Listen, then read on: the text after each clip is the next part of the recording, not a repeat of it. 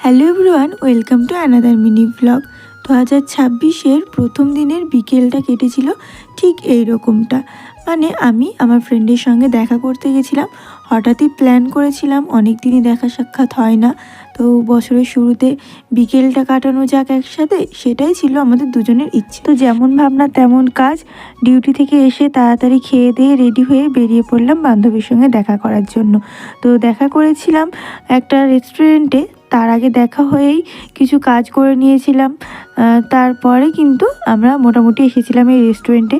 এবং সন্ধে লেগে গেছিলো, শীতের বিকেল, তো সেই কারণেই বেশি কিছু না, স্ন্যাক্স কিছু অর্ডার করেছিলাম এবং কফি। তো এই দিয়েই আমাদের বিকেলটা কাটলো, একটু গল্প আড্ডা জমিয়ে দেওয়া হলো এবং সন্ধে লাগার আগেই বাড়ি ফেরা। তো সেই মতোই বাড়ি ফিরে আসলাম এবং 2026-এর প্রথম দিনটা এইভাবে কাটলো। তো 2026 সকলের ভালো কাটুক, এটাই কামনা করি। ধন্যবাদ।